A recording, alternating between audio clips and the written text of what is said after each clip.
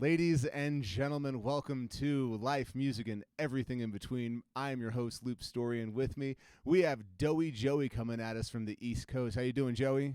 Yo, what up, Luke? Thanks for having me, Of, man. of course, man. So we are kind of brothers of the Loose Leaf Jamcast family. You also have a podcast going on your end over there, yeah? Yeah, I got the Doey Joey showy every other Thursday Perfect. on Jamcast, man. Awesome. Cool family to be a part of. Right? Yeah. Shout out to Matt Dolliver and Emily and all that team for making that come together. Tell me a little Yeah, bit about yeah. tell me a little bit about your show. Tell me a little about your music, because you got a pretty diverse little definition of what you are: comedian slash DJ I think slash even yeah. host slash all about badass. So tell me a little bit about you, man. I think as far as people go, like, I'm doing all right. I'm just trying to figure out who I am in general. So it's all right that, it's a mystery a little bit. No, so mostly DJing right now, and I'm focused on providing people with a good time. So now that live events are happening again, yeah, right. Let's hear it for live Yeah. events. Now that that's happening again, I'll put a lot of my energy towards throwing like pre or post parties for bands that I like when they come to my neighborhood and that kind of deal. I like Goose. I know we got a new venue here in New. I'm in Bridgeport, Connecticut, which is real close to New Haven, Connecticut. We just got the Yale Bowl, so we've got like the Disco Biscuits are coming through. Umphreys is coming by. So like when all these bands come to town, I'm trying to throw the parties, surrounding it.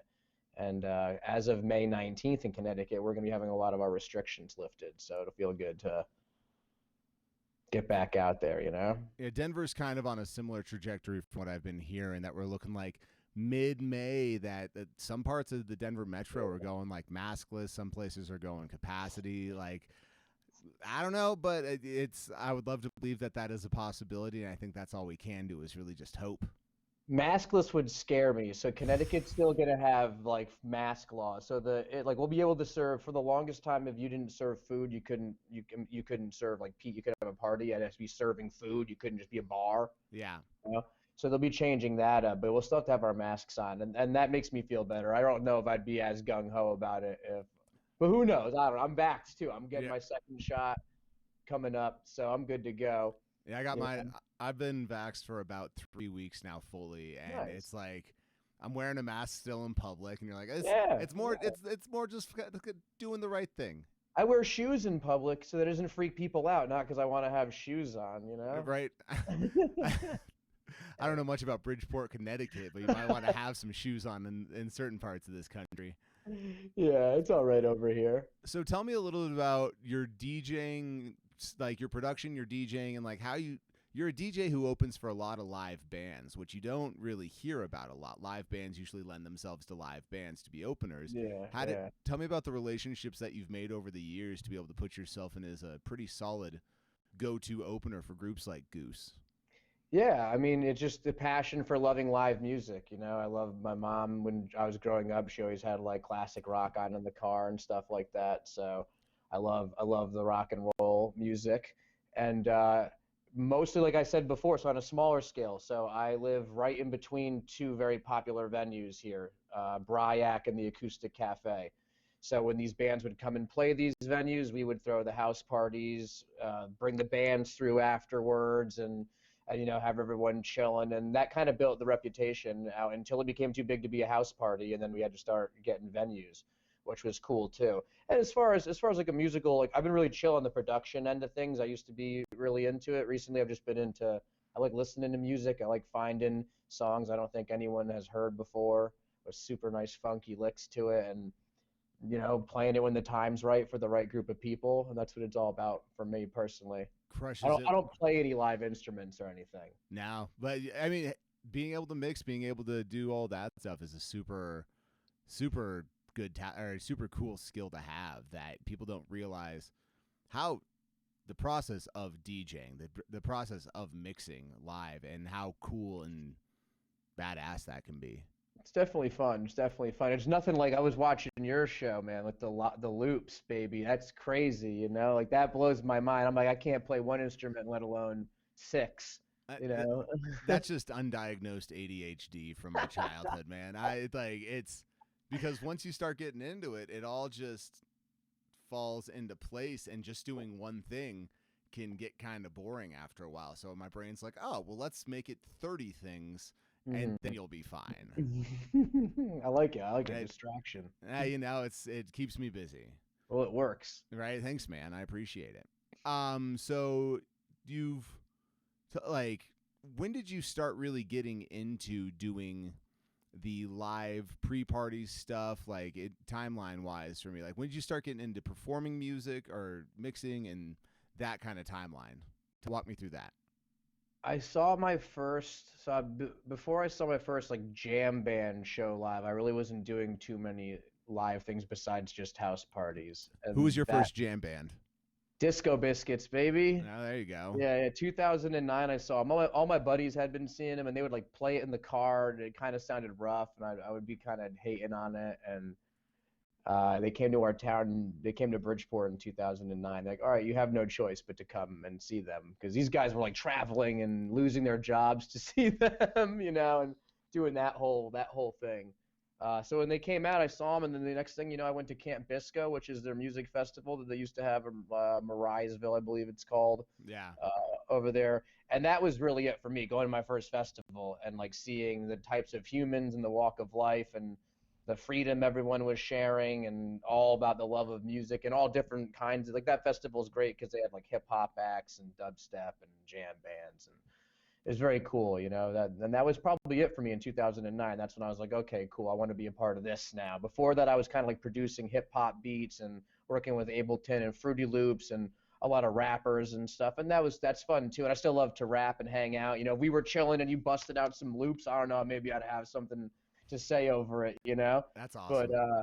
But then it got more into just like the kind of, I was like, oh, well, I'll DJ, and then I'll be able to sneak the beats that I'm making in, so I could share them with large groups of people instead of just playing them in my room for my friends. Yeah. And then the more I got into DJ, the less I got into making beats at all, and was just like, I want to keep having like parties on the weekend, and doing that and focusing on it. And now it's my job. This is what I do now. It's awesome. I never thought that would be the case, Right.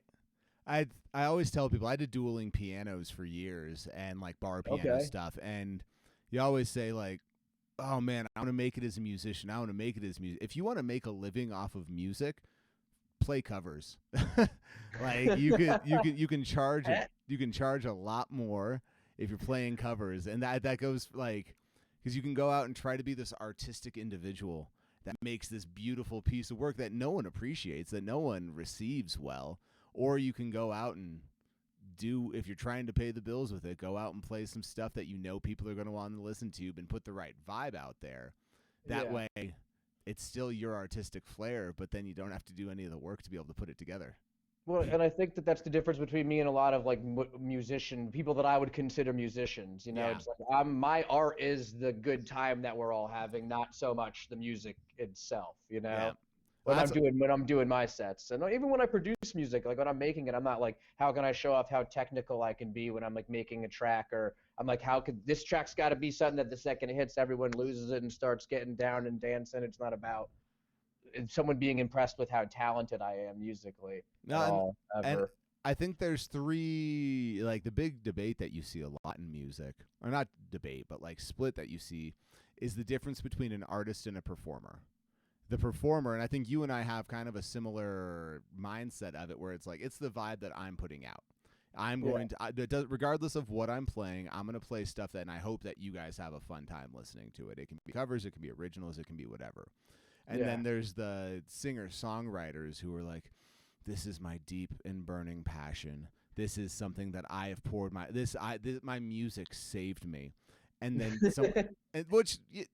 music is therapy, and it has saved people.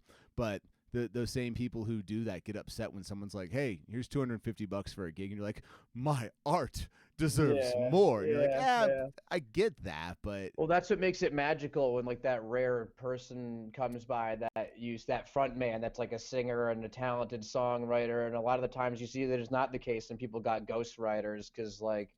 You could be a great performer but not a great singer, and maybe you'd be a great songwriter but no one wants to deal with you because you're a freaking pain in the ass. Right. So someone beyond them, some dude at Sony getting fat right now is like, I've got an idea.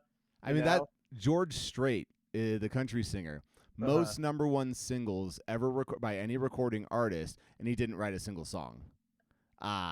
Just had a ton of ghostwriters or a ton of studio workers put together number one hits, and he had the performability to go and make them number one songs. Yeah, I tell people that all the time. If I wasn't so beautiful, I'm just the image, and I'm not even a good DJ. It's just looks and personality, Right. That's yeah. I've been told I got a face for radio, man. And back, you're good, baby. And back to like even that like top 100, like playing, whatever you got to do to pay the bills, like. And I still battle that now. So like I get people to ask me to do weddings and stuff like that. And to be honest, like that's not what I'm signing up. Like if you're chill and I know you and I know like your family or the vibe is like the person who you got my name from is like, saying, oh, this party's going to be right. Like, then maybe I'll take it up. But besides that, like I'm not doing it I don't want to do it to pay the bills and have to like not do what I want to do. I did that a while ago. Like I started off DJing a little bit of everything, and I would consider myself like funk, disco, with like house kind of, a little bit of hip hop influence in there. That's like how I describe what I do now: funky disco dance party kind of vibes. And I got to that by changing from my surroundings, because like I went to high school with the dudes from Goose. I lived in Black Rock, where it's all funk and jam bands coming through and playing the neighborhood on the weekend. So it made sense my first playlist that had funky house music was like the Black Rock Bash or something when I like moved to the neighborhood. And I was like, oh yeah, I'll play these edits of like songs from the 70s, and the buildups aren't crazy. So like the old heads there and the dead heads there, they'll all still get down to it, but the younger kids who are chilling, they'll also ride out to it because it's got that little like uns going to it, but it's not dramatic. And that's kind of how I built my sound. It's just like, hey, I could play dubstep right now because I'm blazed and want to play dubstep and I like it. But like, no, one, they'll never have me DJ here again, and like two, like no one's gonna, like three of us will enjoy it right now. Right. We'll get to that later, like 4 a.m. back at the house party. We'll do that. Throw down the wumpy shit. Yeah, I like that too. There's a time and a place for everything, man. All sorts of music and different behaviors. Absolutely, and that, like you were talking about the music festival and find it, like that was. I went to my first music festival in 2019, and like I was late into the music scene. Nice. I was about to say, nice. Look at you, dude. Yeah, like I joined. Get after it though. Look, you already got your own podcast. You're on Jamcast, doing your thing. Nice. Trying to, man. Yeah. But like, joined.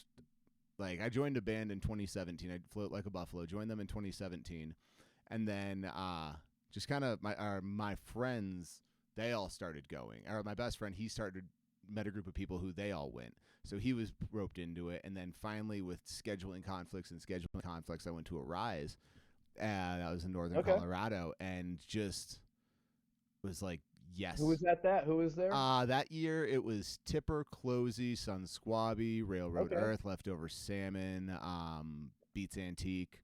And like Sun Squabby is my bread and butter. A little bit of everything. A little bit of Squabby's dope. I like Tipper's a great example of like time and a place. Like I'm not like you would never really catch me bumping a Tipper track throughout the day too often ever. But then if you catch me at like a festival, that's like I'm dying for that at sunrise. I want to like sit there and be like baked out by the sun as it comes up to like crazy vibrations and frequencies. Just stuff that tickles your brain. Yeah.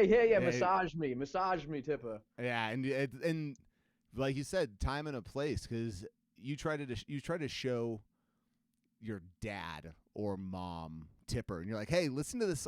It kind of sounds like water droplets being shot through a cannon, but like that's full of electricity. And they're like, what are you talking about? And you're like, no, but just trust me. And so I actually had a funny moment like that this past weekend where my nephew he's 10, I think. I forget. No, I'm gonna get beat up by my cousins when they hear this.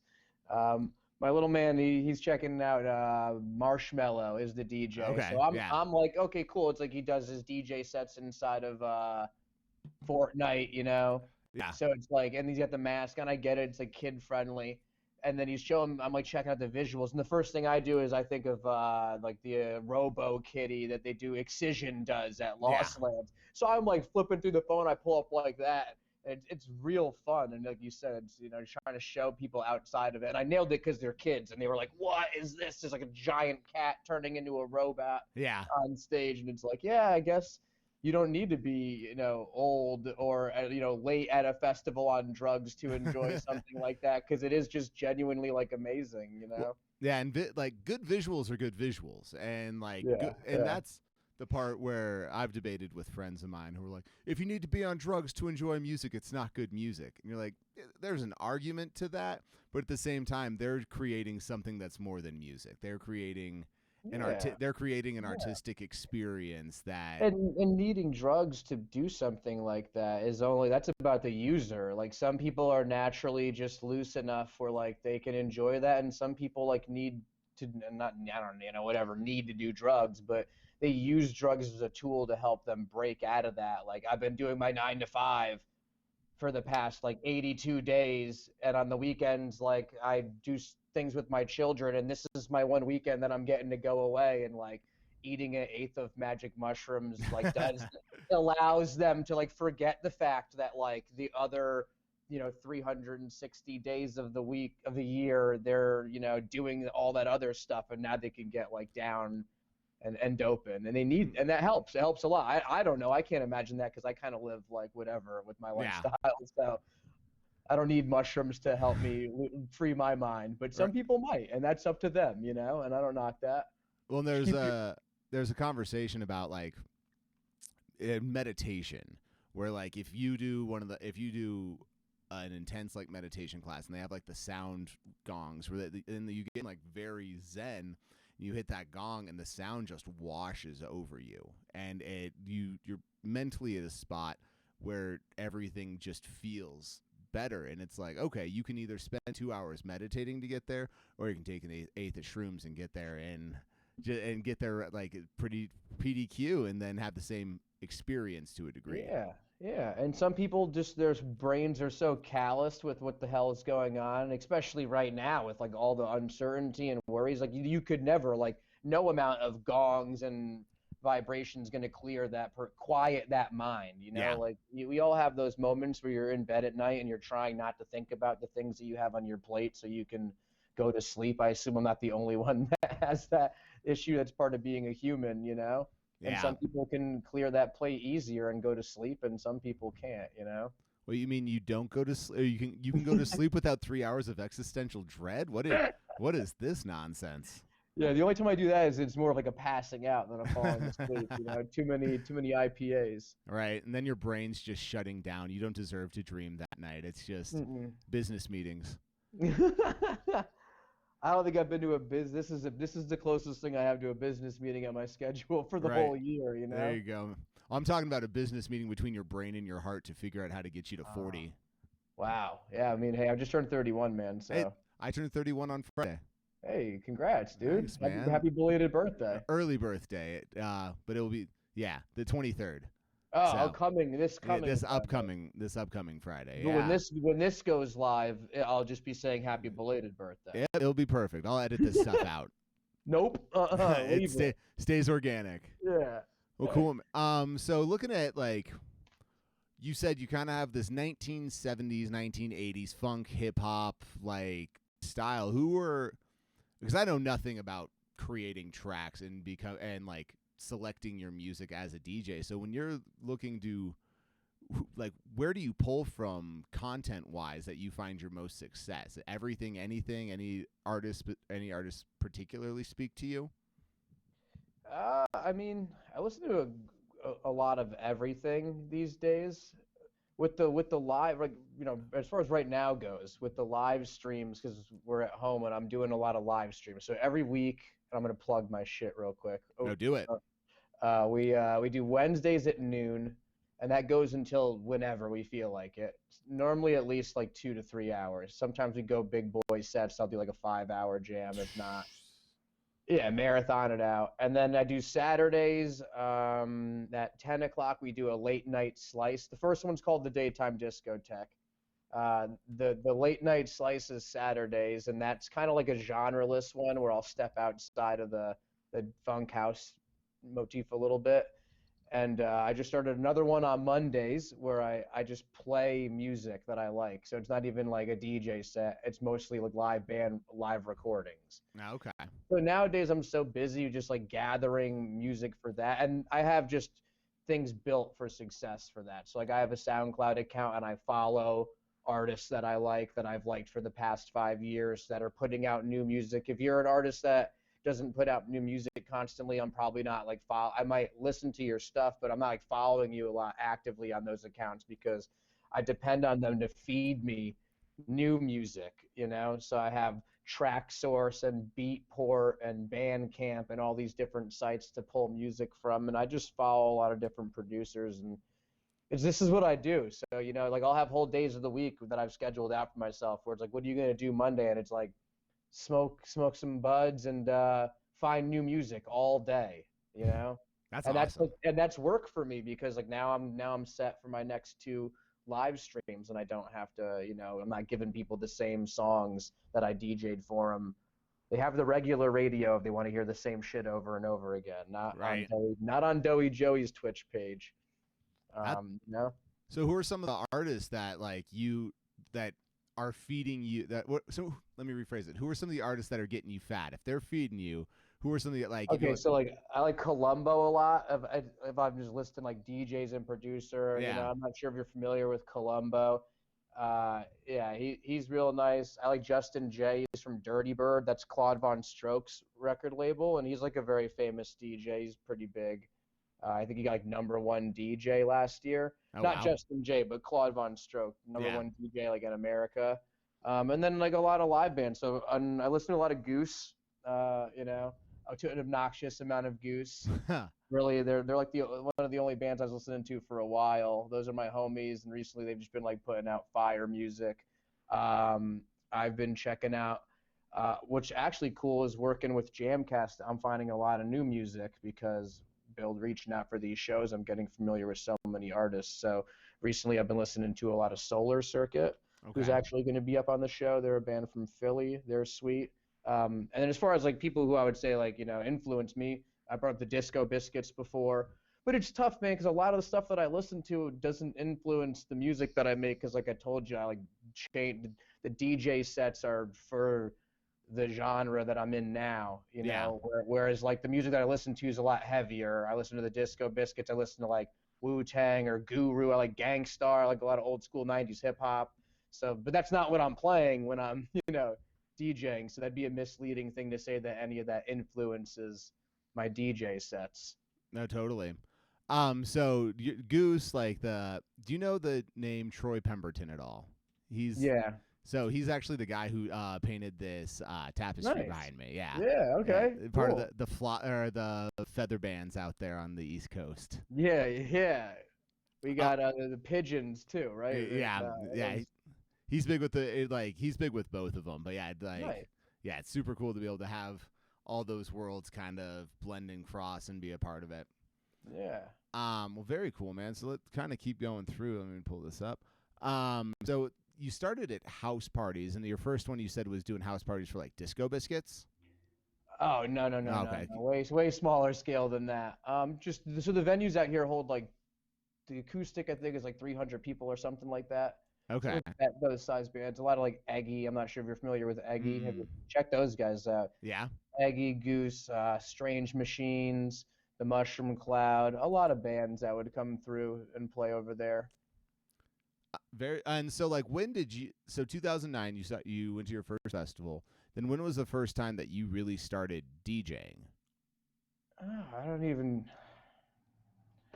probably not too long after that, but it was mostly just like I said, like bedroom and house. But there's no acclaim to it, you know. It wasn't something that I could be like, oh yeah, like I don't need to worry about this job because I'll be a DJ one day, you know. I didn't, like I said, it's crazy to be at the spot that I'm at now where like for my streams and some merch and stuff like that, I'm keeping myself afloat. I work Instacart a couple days a week here and there to like, you know, add some funds to it.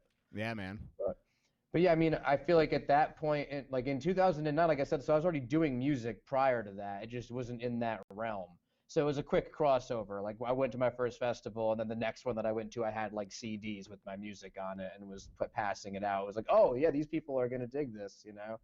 And before that, when I was doing hip hop, I was rapping and doing shows locally and whatnot. So same concept with that, you know. It was just a difference of not rapping anymore and DJing. I played 2009. Okay, cool, man. Yeah. So then where did like you're doing the house party scene, and when did you finally have the following, the kind of gall, not gall's the wrong word, but the ability to go, okay, this is like actually a thing and people are giving a shit about this. Like I want to go and I'm taking this from more than just house party hobby to Yeah. I realize that now I can actually do something with this. The last 2 years, really. Yeah? Yeah, that was a big switch for me. I made a little Facebook group in like 2018 called the Dojo, and that was my way to like gather people. I would take like submissions for, hey, what should the next like song be a sample of? Oh, Guardians of the Galaxy, cool, we'll do that, and like that would be the theme for like the set or something like that. And then about a year later, there was like 800 people in it, and then we started making shirts, and I didn't realize until we were sending them out, and I'd sit there and read the addresses and be like, yo, this one's going to like Washington, like what, and it was kind of organic for me because like I was caught up in like thinking it's silly that this is even happening. And then like little things like that would happen where you're mailing out a package to someone in Texas and you're like, oh, what the fuck? Like I've never been to Texas. This is badass. That's a pretty cool feeling. I can imagine where like it's not Yeah. friends, it's not family, it's not like an aunt and uncle Yeah. that's supporting you, but to have like this organic kind of growth just from the Yeah. genuine work you've done. So hear that, kids, started in 2009, started breaking through 2 years ago. So keep the grind up for it. Yeah, that's what I was saying about you, man. You're killing it right now. You were like, yo, yeah, I started a band in 2017. I was like, nice work, Well, bud. I appreciate, yeah, and it's like Don't do drugs, kids. That's why it took me so long to get here. Too much partying. Right. Keep your head down. Well, and the thing with it that's interesting is I had the party time. It just wasn't in the band scene. It was in corporate entertainment, where it was like two to Sounds three. frisky. Oh, it was a blast. Played or was doing dueling pianos for corporate events. That was just the first time that you ever felt like a rock star. You were going in and you were getting like VIP rooms in these places, and like bottle service and stupid stuff. And I'm still not getting any of that. So. I'm 24. Like, let's be real. The person that was running it was a criminal and ended up in jail. Like, it was not without like most fun things. Exactly. But for like 24 to like 26, it was that kind of rock star lifestyle. And so then joining the band, those guys. Now, I didn't start the band in 2017 and have the success. That band had been around for 4 years. Running with them. Yeah, they had been around for 4 years and had gotten to a level where adding a horn section made the most sense. Hey. And then from there, it was like we had made our successes, and I had been trying to do my solo game for a little bit that just wasn't landing where I wanted to. It was either a piano like sing along piano bar shit that just wasn't hitting, and then thank God for COVID. Like that, I hate saying that because it was. No one cut that one and put it like that's just news ammo right there. Right they're gonna cut that and ditch the rest of the interview. You're screwed. In 5 years. So, Mr. Story, we heard that. Thank God for COVID. But like, because you're doing it now, man. I saw you got some live shows that are named after the stream you started, and they're sold out. And as someone who's doing exactly that, like I know that feeling because I literally the late night slice is booked in Tennessee. Yeah, and I feel you on that. Oh, and good to see crushing it. Thanks, man. And it's crazy because of the pandemic, my band wasn't able to get together, so I had to find some way to stay busy. And I will shout her out every time, my girlfriend Alyssa, who helped me get all the stuff. And yeah, like it just allowed me to not have to focus on other stuff for a little bit and get to create something that people appreciated. And so, like, shout out to those who are supporting all of the projects that started up over COVID and all of the streaming for like your fans, for the people who are watching this right now. Like, thank you. It is not lost on me that this could be a fleeting thing, and your continued support means the world. Yeah, right? Hell So, yeah. shout out to the fans. To the fans, baby. So like tell me a little bit more about the Doey Joey show, the podcast. I know you've had you had interviews with like Frasco, and like what kind of stuff do you guys go through on there that It's way less organized than this, man. It's rough. We just kind of get people on the line and then agree to come and sit down. We'll get you now. You know that I'm doing your show, so you're gonna get. perfect? We'll call you on over. But yeah, I don't know. There's not really a script, man. Depending on who it is, makes me decide what I want to talk about. Some people I know really well. I just did the Mushroom Cloud. Those are homies of mine. I've been doing shows with them and hanging out with them for a long time. And then I did Andy Frasco, and that was my first time speaking with him. And that was fun too. He's a crazy guy. He's definitely a challenge to interview. So I don't know about you personally, like what made you want to do the podcast part of this? But mine was just I'm very talkative and loud and obnoxious, and people that I talked to a lot were just like, maybe if we get him a podcast, he'll get it out of his system, and then they talked me into doing a podcast. So I don't really have like any business doing it. So the show's just me like getting people on FaceTime, and then that's that. Whatever comes out of it. That's fun.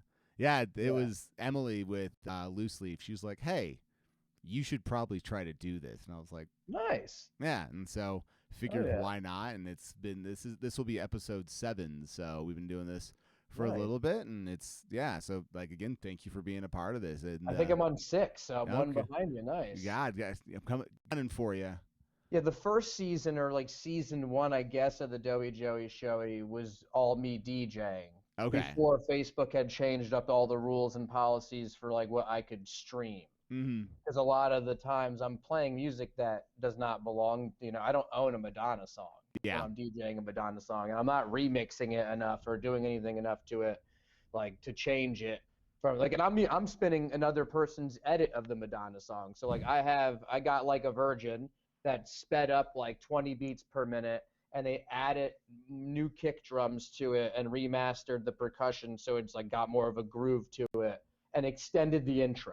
So that's it. That's all that's done. So that person already broke copyright laws. Yeah. Then I'm taking that person's song and I'm playing it on Facebook. And after like a month into quarantine, they were like, "Yo, bro, no way! Like, you can't do that." So I kept trying to like beat them out and change up what I was doing. So then I like marked the page as a video game page, and I would stream videos. I would like make video montages and clips out of like whatever my favorite video games were, like Mario Brothers. I like old stuff, Super Mario Brothers 3. Yeah. Oh, that's the best Mario Brothers. It's the best game ever, in my opinion. So I would take things like that and I would like glitch it out and make that the visuals. And I got away with that for a little bit too, where they literally thought that I was like streaming me playing video games with like music on in the background, when it was really me DJing to what looked like video games being played. Yeah. And then that didn't work. And then we had been kind of talking about doing the podcast version of it for a while. So I finally just sacked up and did that. And now I'm on episode 6, and we're probably going to move it right on into like the real world now. Like a lot of the bands that I was already reaching out to interview are now coming to my neighborhood to play shows. Oh, dope. So at this point, it's like, maybe it'll just be like an in-person thing instead of like a Zoom call thing, and I'll keep it going with the podcast flow. I mean, podcasts are kind of where it's at right now. I mean, I've finally, I was late to the punch, but it felt a tad pretentious. We're like, "Oh, I was listening to a podcast the other day," because it's the same person who's like, "Oh, I recently became gluten-free. Oh, I recently invested in Bitcoin." Yeah, and before you're you say I'm a vegetarian, so before you make fun of me, Yeah, exactly. But like, listen to a ton of Andy Frasco stuff, which like that's been a lot of just fun for me to get to know. An inspiration for this is I want to get to know.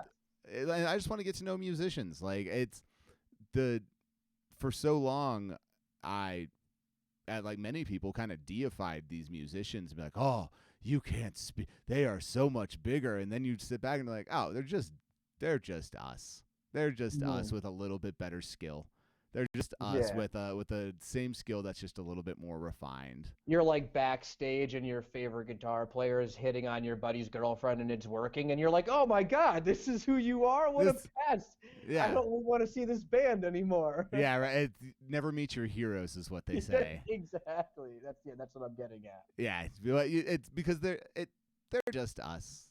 And it's like I was talking about this the other night with my girlfriend where it's like sports and things like that where we've kind of deified these people who have no business being deified, where it's like, why do we care about these opinions of people? And it's like, oh, because we paid them $72 million a year and told them that they were important.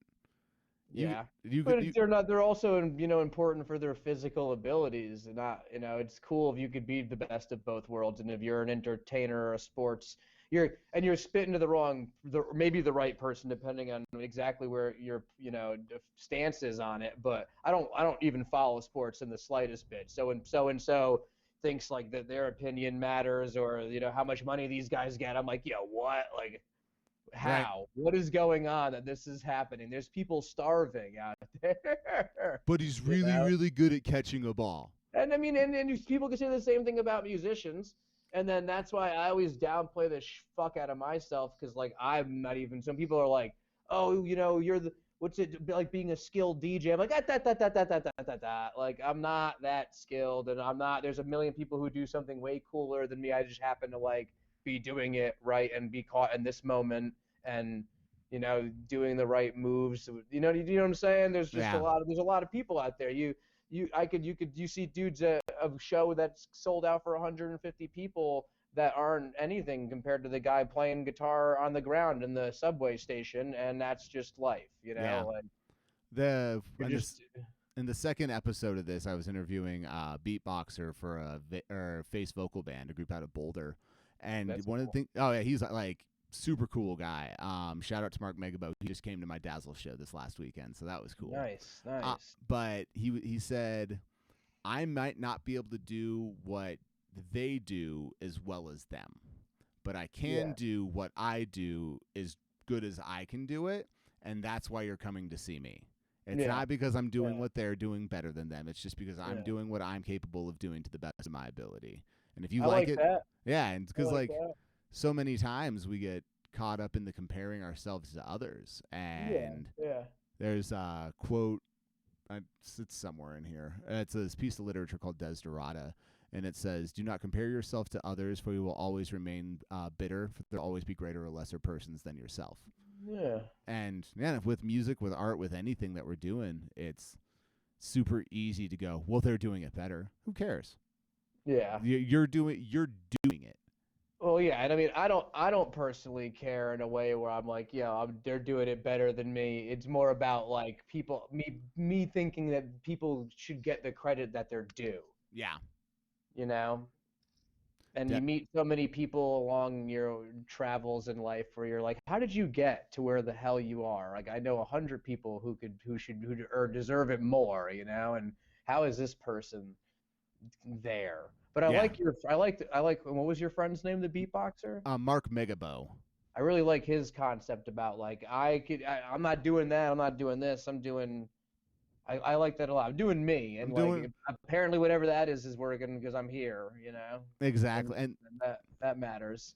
Well, in so much of this industry, people are held back by self-consciouses, or insecurities of like, you don't need to worry about doing the English language any harm in front of me, bud. My girlfriend's an 8th grade English teacher. That's oh, yeah, you're done. I would not do well there. But yeah, so many people have the insecurities of like, oh, I'm just not good enough to go out and perform. Shit, man, half the people who go out and start performing aren't good enough to perform. Mm-hmm. But you got to go and sharpen your teeth. I believe in failing your way to success. Yeah. No, fuck faking until you make it. Fail until you're doing your thing. Yeah, I mean, if you fail well enough, they'll bring you back, and then then you fail a little bit less the next time, and you just kind of keep doing that. Hey, and failing is kind of popular too, so you could fail bad, and even then, kind of flip it and turn it into success. Right. There's do you listen to much stand-up comedy? Yeah, sure. Lewis Black, the angry old guy. He I need to see a picture of him, but I'm gonna look it up while we're talking. Yeah, no, you'll know him when you see him. He's done a ton of stuff, but he about 10 years ago he was Oh playing. yeah, duh, yeah. He was playing Carnegie Hall, and he's doing this bit where he's like, "Okay, I'm here. I'm playing Carnegie Hall. I've made it.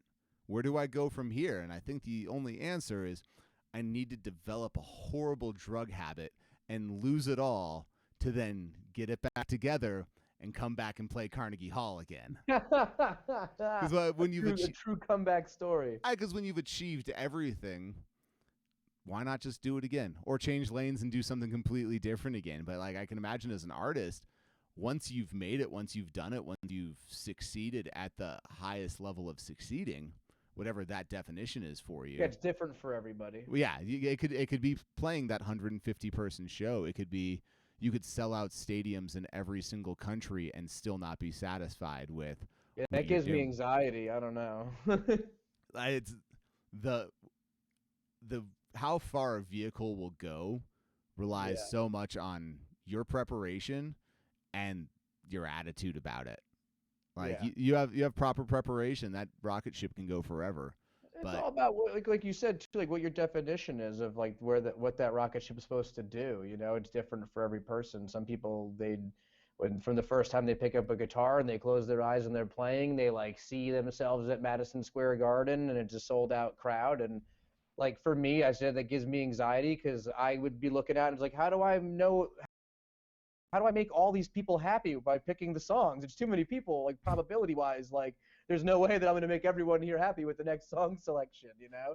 It's too many folks. Yeah. And that might change, you know, as I grow. I might like find myself having new goals, but like that's not one for me. I'm not trying to be like modest either. Like that just literally gives me anxiety. Like you see these massive, I think the biggest show I did was like with Goose at Williamsburg Music Hall in Brooklyn. Mm-hmm. And like it was probably like 2,000 people or something like that. And, like the room's like shaking and it's badass and like that was very cool. And like, but I feel like that's like what, you know, that's like I would love to be doing that on my own at some point, but like I can't see it much bigger than that because it's like a lot, you know. Yeah. It's a lot of people, and like I said, you're trying to pick. For me as a DJ, it's literally like, yo, so what's the next drop going to be that's going to make this venue lose their mind? Yeah. And they're gonna hear that bass line kicking in and be like, oh, nice, you know, sweet. Freaking Mustang Sally's creeping in, or like Take Me to the River, or maybe I do the intro to Take Me to a River and then I drop into Mustang Sally, and it's like, but that's easy to do when it's like an after party for one band and you know that band's fan base and everyone that's there. It's not like half of them are there from the same party. Everyone's there from the band's party, and it's like, yeah, so they're all gonna love Mustang Sally, right? Not all, but like general population's gonna get down with these choices. You start doing those huge venues, and it's like, how do you even? Yeah. You know, and I guess like I said, I'm just looking at it from my perspective. That might grow and change as time goes on, but right now it just seems like it's overwhelming. Right. I got a funny story for you. I told you I was doing dueling pianos for a while, and I had just fallen in with this company. And he's like, hey, or the guy who owned it was like, hey, we're going up to Rapid City, South Dakota this weekend. I was like, okay. He goes, by the way, this is your role. And he shows me the flyer, and it's DJ battle against DJ Leah Luna, who is DJ in Denver. She's like kills it. Is super dope to watch. And then the other DJ who was supposed to be there had to cancel last minute, but they needed to sell a DJ anyway. So they said, and from the XS Club in Las Vegas, DJ MC Luke Story. And I'm like, I'm not a DJ. He was like, that's fine. I'll DJ. You just need to be the face of the operation. I was like, I don't know if I'm comfortable. He's like, you'll be fine. So we go through. He's DJing. It's great. I want to watch this movie so bad. And so this is like this actually happened. And and at the end of the night, the house DJ for the club we were at comes up and starts talking to me about DJing. And I'm sitting there, I'm like, I've gotta sync with this shit, man. There's no way that I can turn this around. Like, just kidding. It was all a lie. Now you know how I feel every time I go to a place that's like a real DJ spot and people are talking to me. I'm like, oh, real DJs, shit. Well, like, you at least know. I'd done karaoke for a few years, so I knew that song selection was important. But it's 3 a.m. We've been drinking Red Bull vodkas all night. I'm like, yeah, man, you totally just got to know your music selection. And sometimes you'll start playing, and the vibe of the crowd is completely different. You just got to be ready to go with it. And he's like, yeah, that's a good point. Talking to his friends. Sounds about right, though. You did a good job. That's what I would say. I'm pretty sure I just answered one of your questions like that. Right? Just full of shit, just making it up. And you're like, oh. But a few years later, I went back to the same club, and I was like, hey, just a heads up. Like, Don't ask me to DJ. Yeah, I'm not a DJ, man. That was just an elaborate scheme that y'all fell for, you suckers. That's amazing. So, like, you when it came down time to DJ, did your buddy just go up and do it, or yeah, you had to go stand there and like move your hands while they like did things, or you emceed it? I emceed it, so I had a wireless mic because like it's just yelling. It's just yelling to a crowd, and I piss people off sometimes because like I'll just be getting too into it, and I'm getting buzzed and having a good time, and if people aren't dancing, I'll start talking shit. And if you're like not a part of the moment, or if you're the person that I'm like picking on, you might like be like, damn, like, oh, this guy sucks. I don't know if I like that Doey Joey guy. We saw Logic play a few years ago. That's a DJ right there. But and he walked out and was rapping. He was doing the thing, and the crowd just wasn't feeling him. And he's like, come on, let me hear you say hey. And no one responded. He's like, let me hear you say ho. And I would have left, bro. That sucks. But like, he's at a festival. Like, he was on stage before Stevie Wonder. And so he's out like trying to get people pumped up, and no one's really into it. And he just walks off stage. And all of us are kind of sitting there, we're like, is this real life right now? And he came back on like 2 minutes later, and we're like, well, that's interesting. He wanted to just go. Yeah. And then someone backstage was like, do you want like your $5,000, or do you not want your $5,000? And do you want to get paid for this? Okay. But like, at the same time, that shit sucks, you know, like that shit sucks. But I mean, and I'm sure at that level of success, it sucks a lot more. But like, man, the number of times I've been playing a song, I've been playing at a bar and be like, how's everyone feeling out there? And one person's just, like, cool, thank you, crowded bar, and one person gives a shit. I appreciate your confidence. Yeah, I don't know much about him as a person besides just listening to his music. So yeah, you know, but yeah, I mean that's crappy, and I don't even get how that makes sense. Like, you know, it's all about booking. Like, who's setting that up? Yeah, and that's what I was talking about like doing like weddings and stuff. It's like, I don't know, just be like I book on my own. I don't have a manager, you know. Anything that I book comes through me. So like if I feel like a gig is like them wanting me to go there and play like, you know, 80s Joel, you know, if some guy's gonna go yell that for an hour, then like I just won't go. You know, I'm like, nah, I don't need that in my life. Well, that's good that you have the flexibility and the freedom to be able to say no to those gigs, because because you don't want to be the person like. But that's my fear. Like I was just saying before, is like, look at him. Like he's super successful. His DJ skills are awesome. I've seen him work with live bands and stuff before. Gets out at a festival, is thinking to himself, oh, this is going to be a blast. You've got however many people who are there, and for some reason he got the awkward percentage of them like that didn't like what he was doing out of all the combinations of ways that could have worked out. He got put on before. Who'd you say? Stevie Wonder? Yeah, Stevie Wonder. So I mean, it's like you could do some like sweet Stevie Wonder samples or something, but I don't know, maybe he wouldn't, because Stevie Wonder would get mad. Like I don't know, but that's like the fear. It's like you come out and you're just like, I can't make like 10,000 people happy right now. Yeah. Let alone he didn't manage to, sounds like in your story, no one was freaking really. Yeah. That's hard to believe that there's always gonna be some drunk people there that are like yelling, you know. I mean, I always. Yeah, you would have thought so, and it was just We were That just quiet, huh? we were just I mean like that quiet for a very crowded festival, but Yeah. the festival only lasted 1 year. It was like they tried to build it and then What festival? Grand Doozy. It was hosted in like South Denver and Okay. had like the outside or no, not Lost Lands. Like pretty big festival people behind it, but it just didn't get the reception in the city that they needed, and Yeah. logistics were kind of a cluster, and so it was not brought back for second season. So, DJ Logic put the ball on. They're like, nope, nope.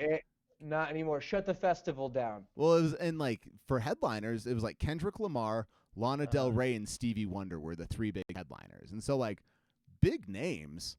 Yeah. But like just for some reason they did not ticket sales didn't come through, and I think it was an overall loss of like for the whole thing. But you know, we went. It was fun. We had a blast. Got to go listen to some music. But you guys didn't. You guys weren't out on your investment. No. Well, like there was a thing for a minute, that was called In We Go. Like in my friends and I, we got it for just the right time. That was like $20 or $35 a month, and then any event that had extra tickets, you could just go in and like claim these tickets when they went on board. And so in 1 year, I think we went to like 3 different beer festivals. We saw like Sam Smith at the Pepsi Center. We went to 2 days of Grand Doozy for like $100 a day. We got them for $35 a month. And that's amazing. Oh, dude, it was the greatest app. And then they realized how good it was, and then started charging more and more. And we stopped. Scalper started like selling their face codes and right. stuff. You know, $20 extra on top of it. That was, but for the time, like it was never sold out things. Like, but they just wanted bodies in the seats. Sold out things suck, you know. Right? Fuck. Like, it sounds cool when you're like, yeah, I sold out an event, and then like one of your friends is like, yo, can I get a ticket to that? And you're like, I can't even, like, not only can I not give you one because I'm your friend, but like, they don't exist anymore. So like, should have bought it earlier, bud. Yeah, right. Like, thanks for being a good friend, chump. Yeah, Auntie Linda. No. Right. I'm kidding. My Aunt Linda has never missed a ticket sale. She gets the tickets on time all the time. Perfect. Even she's listening to this. She gets those pre-sale codes. You should just be happy you're the first aunt that popped into my head, and don't, you know, I wasn't using you as an example. That's funny. Wait a minute. So like looking kind of to the past and the past year and the future, like what was COVID like for you? How did you deal? How did you succeed? How did you struggle? How did you make it through? As a person or like music-wise? Yes. Yes. Nice. Well, like I told you, I got the streams, which was a lot of fun. I upgraded myself as an individual because I had never done a live stream before. I'd never been on Twitch before. I'd never used the online broadcasting systems before. Mm-hmm. You know, so that was really cool. I also found enjoyment in that because, like, I never had enough of a following to have a radio show until I was forced to have one, and everyone else was forced to stay inside.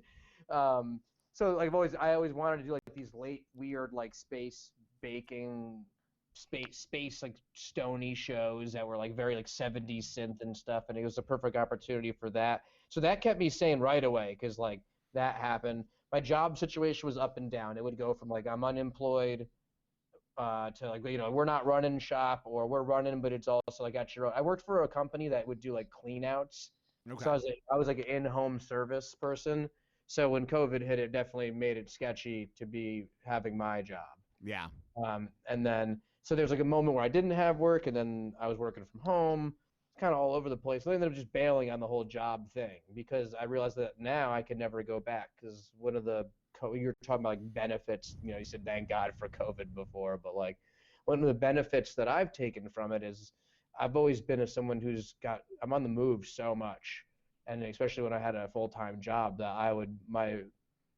my job would start at 7. I was like 2 hours away in transit from like waking up, walking to the train, taking the train to work, and like going to my job, and then same thing for coming home, and then trying to DJ gigs and trying to have any sort of a personal life. And I was the kind of person that like yearned to wake up in the morning and get to like do yoga, you know. And then now I do that because now, you know, the COVID, this break allowed me to think about what's important, and you got to think about like what this is advice for anybody that's in a situation where they're like, I need more money, but they're necessarily having harder ways to find out how to get it. It's not sometimes all about like how much money you can have. It's sometimes it's about like doing the most with the money that you do have, and making it work for you, you know. And that was something that was big for me, was going to the grocery stores and looking at what's on sale, and making a lot of meals for the week. I owe a lot of it to my girlfriend. I'm saying me, but I really mean my girlfriend whipped my ass into shape with that stuff. Shout out to them girlfriends out there. Shout out to the girlfriends. I heard you brought her up a couple times. You're like, my lovely girlfriend, and I'm like, yeah, man, that's it for me too, huh? Like, I mean, yeah, we got our health in check this year, and I'm the chef, and she just does all the meal planning, and so I just shop and cook, but all the nuts and bolts of it are on her, and so it's like, okay, there we go. I was like a wake up, make my coffee with my eyes closed, get in the shower, out the door, swearing because I'm forgetting something as the sun's coming up kind of guy. And then like coming home, hanging out with my buddies, going out to the bar, getting home, staying up late, working on music, because that's finally the time that I have to like sit home in my room and listen to music, and then go to bed and start it all over again. And it just like depletes you. You get to the weekend when you're supposed to be productive and have some you time, when you're spending 40 hours of your week working for someone else, and you're just shot. You're like, I want to watch Netflix all day. That's all I want to do. And now I wake up and I like drink a quart of water, or like a 1 mason jar full, because I got to drink 4 of them a day, because that's what they say is healthy for you. Yeah. And I eat an orange before I start doing anything, and then if I don't have something immediately to do, I'll take like a walk around the neighborhood and stretch in the living room for like an hour. And it's like, yeah, what? Like, it's mind blowing to me that my schedule would ever work itself out to be like this. It's so, to be honest, it's making everything else so easy to be successful in. Yeah. Now you got yourself a good starting platform, and my schedule is a happy routine that I'm happy with, and we could start booking shows again, and now things are starting to pick back up. So that all the quarantine work that I put in, drinking less, we don't get too deep into it, but I was a hell of a partier. Yeah. Prior to this, and even the year before quarantine hit, I was really getting myself together, but that was affecting a lot of my relationships with people, and making certain people not want to like work with me, or certain venues that they were, when it's like a roll of the dice with you, people don't want to work with you, They want to know. They want to know what they're going to get every single time, and consistency. Yeah, so like that was a major thing with me too. And that's like with drinking. When you said you've been cutting back on that for sure. Yeah, so drinking wasn't really my problem, but drinking was like the thing that would start me up and make me forget that the other things were a problem. It was the gateway to the other stuff. Yeah, and I just, as a person, you got to know yourself, and I know at this age now, I know myself, and I know that like I don't have good self-control when it comes to those things. I'm not the kind of guy that like gets off work and cracks 2, Budweisers, and it's like, oh yeah, I had my 2 beers. If I get off work and crack a beer at 6 o'clock, it'll be 3 o'clock in the morning. Next thing you know, it's like, I'm like, no, you don't know what the hell's coming out of my mouth, So good on you for kind of lassoing that in, because that's all Becky. That's all Becky. Yeah, I mean, good job. Good job on Becky for putting up with you as you lassoed it in. I mean, that's, like I said, cheers to the girlfriends. Yeah, it took a little bit to get it right, but the growth from an ex-partier to like a trying to get your shit together is that was like self-destructive. It was like either like get it together or die. It's your choice. Yeah. So I'm not trying to overplay it, but like that's life. Yeah, no, good on you, man. And looking at that hour went by real fast.